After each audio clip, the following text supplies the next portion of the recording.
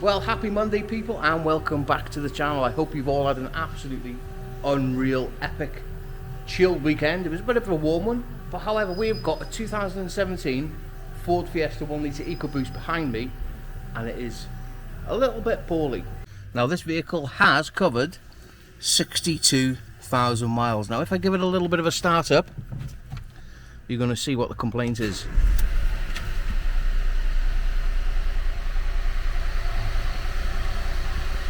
That oil ice is staying on. Now, it has got a little bit of a rattle to it, but if I just flip this round, I'm going to show you what is causing it. If you don't know already, that is an oil pickup gauze, and what happens is that belt degrades and it breaks up and it blocks that, starving the engine of oil pressure. Now, before we go condemning this vehicle, I think we're going to give it a little bit of a chance, and we're going to try and put a wet belt on it. But if we take it off and we're seeing any marks on the camshafts, this is going to require another engine. But let's get involved and see how blocked that oil pickup is. First things first, what we're going to do, we're going to get involved and disconnect the earth just up there on the strut tower, and then we're going to move round. Probably the worst job about doing this, or should I say the worst part of doing this job, is removing this catalytic converter. I hate this part, absolutely hate it. But we're going to get involved, and hopefully nothing is, oh dear, corroded. There is one down there that looks a little bit crusty, but we're going to get involved anyway. Right, let's take it up in the air and get this heat shield off. Right, well, thankfully now I've got the vehicle up in the air. All them 10 mils of the heat shield have come undone rather decent. They're all pretty handy, even though they did look a little bit crusty. They are all out. Now let's move round to this back flange here. Now, what I like to do, if you don't know already, I like to get them drilled out. Simple reason being, you can spend absolutely ages when they round off and you're putting heat on them. Put a drill through them and then them nuts will snap off. And I'm going to do a little bit of a time lapse doing it because it doesn't take me too long. I'm going to be using an air drill, Sentinel Pneumatics. Absolutely unreal. We ain't playing games when that comes out. And some unbelievably sharp drill bits.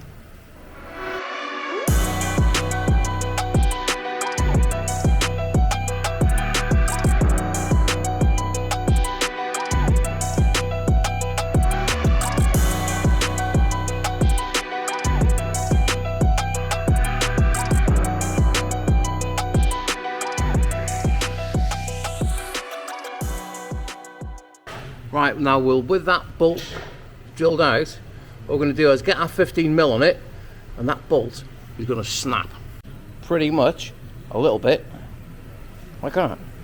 Now, you can spend probably best part of half an hour trying to get them bolts off at the back if they round and one thing or another. But yeah, that is how I get over them bolts. Right, well, I've now got the vehicle back down to working height, and we need to concentrate on these 4 bolts on the turbo flange. Now, what I like to do, use a little bit of Launch Power Loop Plus, give them threads a good coating and leave it stand for a couple of minutes, and we're going to try and get them undone. But these are known for either snapping or pulling the threads. Let's see if they come out. Well, we like it when things go to plan. All 4 of them are now out, should I say. I'm going to put them all neatly with all the exhaust heat shield, keep them all in one place. Now, we're going to take the vehicle back up in the air, remove this cat, and also try and remove the sump. Hopefully the aircon pump bolts come undone, because I haven't got a 1234YF machine. I've only got the 134A, but hopefully by the end of this video we should have a brand new machine here. But yeah, let's plod on. But before we take our vehicle up in the air, what we're going to be doing is removing all the intake system, intake pipe work from the air filter to the turbo, from the turbo down to the intercooler. Simple reason being, because it is a plastic cover protecting the alternator belt. Now, rather than go up and down, up and down, up and down, even though I'm doing a lot of these, I'm still trying to find the perfect routine in doing it. Does that make sense? But yeah, that's what I'm doing. Now we've undone that little bolt there, we're going to get this vehicle up in the air. Now, to remove the catalytic converter, it is easier if you remove the air conditioning pump. Now, we all know by now that this bottom left bolt always seizes, especially on the Fiestas. It does because it hasn't got a belly pan on and it's all open to the element of the weathering. Where the focuses and things like that have all got belly pans, you haven't got a problem. But what we're going to do, we're going to give it a go. We're going to get some Launch Power Lube Plus, give it a squirt. We're going to go and see now if it comes undone. If it doesn't,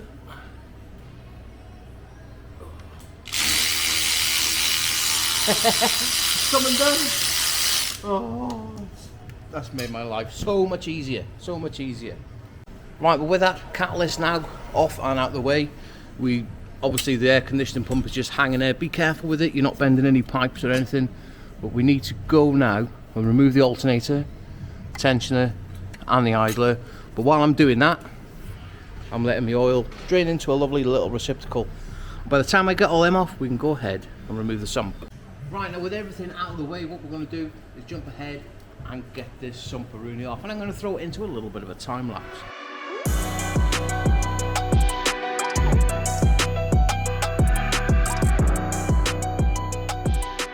Right, now with that Sumperoonie now off in my lovely little receptacle, this is going to be, I think it is the worst I have ever seen. But bearing in mind this car's only done 65,000 miles, I think it's down to lack of servicing or the wrong oil. Because I've never seen them like this. I've done them from all mileages. Let's have a little look. The one that I did last week with 90-odd thousand miles wasn't even this bad. Let's flick it round and have a little look-a-rooney in there. That is blocked solid. Right, let's get it off and have a further inspection. Right, well there we go. That oil gauze now is actually removed, and it is the worst I've ever seen. It's absolutely minging, and some other bits have fallen into the sump as well off it. That's minging. That's minging. That is the worst I have ever seen. Oh God. Right, let's drop the car down and get the rocker cover off. But before we drop the car down, what we're going to do, we'll remove the starter motor. The 10mm at the bottom is very easy to get at, but the 13mm at the top, we use a long extension. Let me get my torch-a-rooney. Long extension with a wobbly, and you can get it on that top bolt. Can't focus. Fairly simple. Right, well with this car now back down to working height, what we're going to do is go ahead and get the rocker cover off. Now I'm going to throw a little bit of a time lapse in it for you.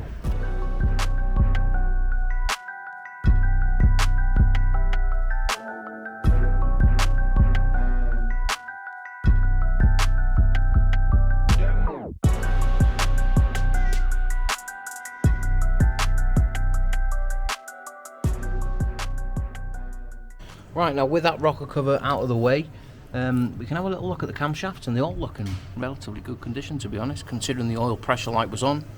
We are getting oil up here, which is a good thing. Nothing's blue, nothing's scored, everything feels nice and smooth, looks nice and smooth, but the belt, well, that is a different story altogether. Right, with all that out of the way now, we can come round, pull the wiring loom out of the way. Come on. We can all get that. Oh, I did that plug there.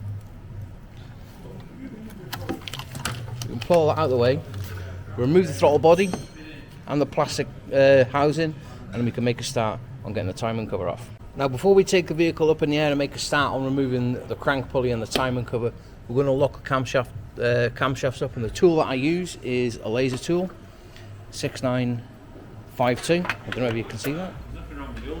There you go, 6952. Them camshafts are locked now. We can get the vehicle up in the air and get the crank bolt removed. Right, well with this vehicle back up in the air, there's a lot of ups and downs when you're doing this job. We've gone ahead and locked the flywheel. You have to use that. We put a locking pin on the crankshaft there. Now we've also moved round and put our reference marks on the flywheel. Can you see it? On the flywheel to the bell housing. And we've also gone ahead and connected, well, attached the torque multiplier because these bolts are murderously tight. So we're going to go ahead now and get this crank bolt off. Oh, we've also put a mark on the pulley and the block as well. Everything is for reference. Now with that crank pulley now removed, be extra careful with that reluctor ring because you do not want to damage it, because that, if it's damaged, you are not starting that vehicle. Simple as that. Right, now with a little bit of magic, we've now removed the engine mount, every single nut and bolt out of the timing cover, and we've also put them into a cardboard box, a piece of cardboard, so we're not losing them. And we know exactly where each bolt is going. And we can get a little pry bar just on the edge of the timing cover by there and prise it off and get it in to my lovely little receptacle. Can I pull it off? A little bit like that, and then we can chuck it with the rest of the stuff in the receptacle. Now with everything out of the way now, this part takes about 10 minutes if that. Get yourself a pair of pliers, point your nose on the tensioner, take the tension off the belt and pull it off out the way.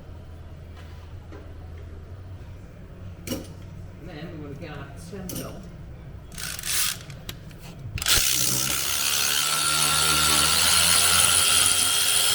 Get that tensioner removed and we can go ahead and get all this block cleaned up.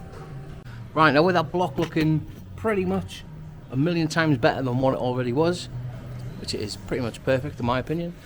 Now there is a little filter that you need to remove just behind there with a 6mm Allen key, and that filter pulls out, and that is the oil feed for the turbine. Now make sure that that is like brand new. Right, now after everything's nice and clean and we've put the new tensioner on and torqued up to spec-a-rooney, we're going to get the new timing belt. Now they are two different choices, whether it's 16mm or 18mm. You can always tell by the colour. We're going to get this belt on, and they are very, very easy to put on. As long as it's nice and taut between them two pulleys,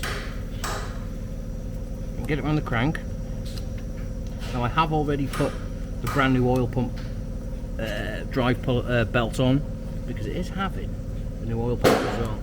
Now as long as it's taut between these two pulleys here, all this slack elsewhere will sort itself out, because that crank pulley is free floating. I'm going to do the pin now. That is it. You can play a tune on that.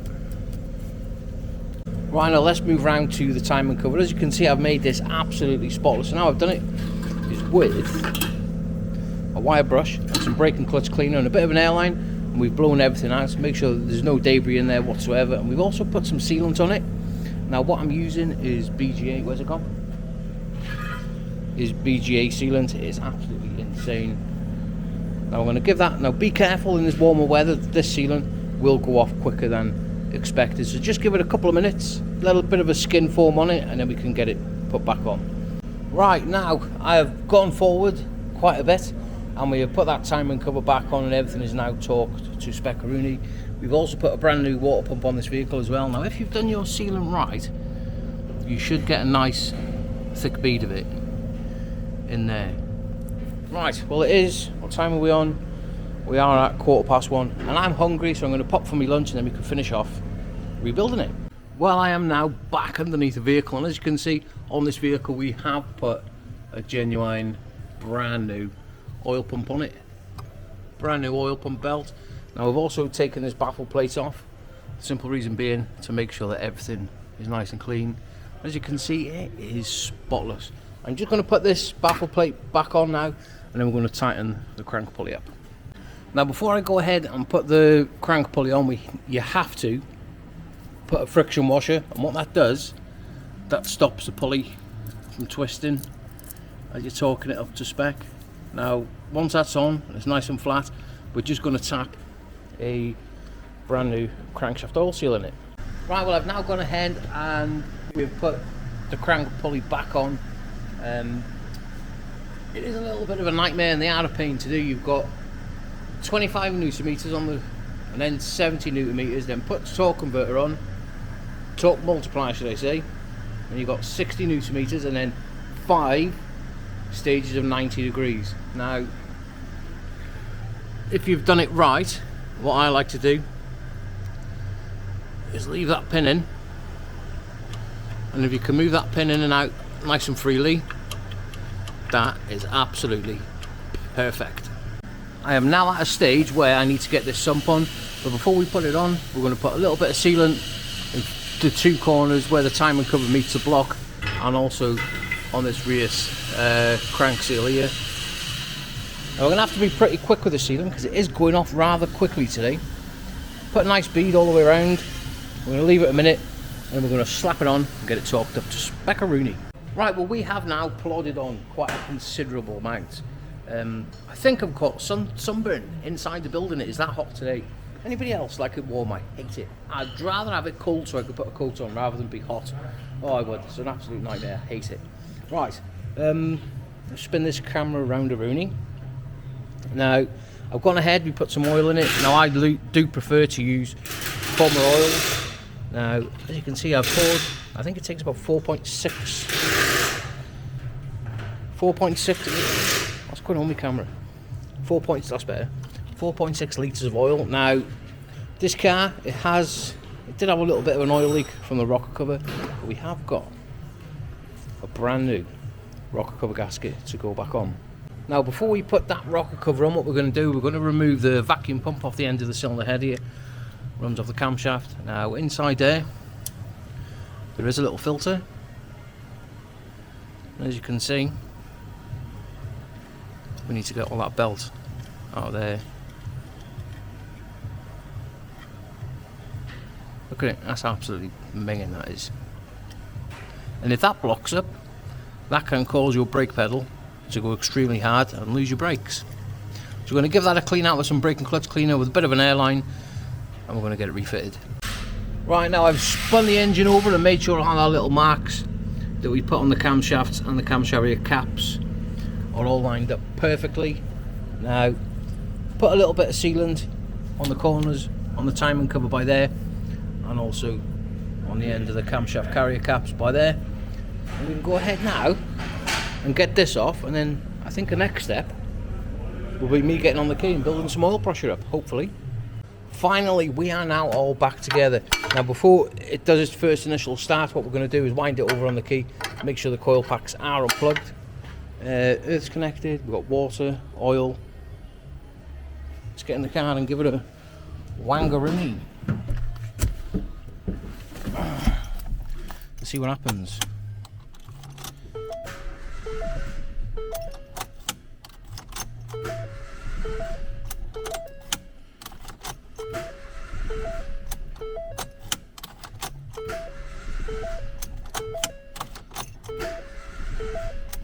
Right, let's plug them coil packs back in. Well, I've popped outside now, I've plugged the coil packs back in. I'm going to go for a big start. Will this oil light extinguish? Fingers crossed. It's got two choices in it. It either does or it doesn't. Dreamy. Absolutely dreamy. We are out. Look at that, hey? Bloody perfect. Listen to that. It's like a little Singer sewing machine. Perfect. And there you have it. That is one little Ford 1 litre Ecoboost. Saved from the scrapyard. I'm going to let this car tick over, get it up to temperature, make sure that the fans are coming in and everything is working as it should. We're not getting any fault codes. I can't see there being any fault codes because there was none when we started. But yeah, that is one successfully job carried out. Probably see you again tomorrow at some point. So, anyway, let's get it sent.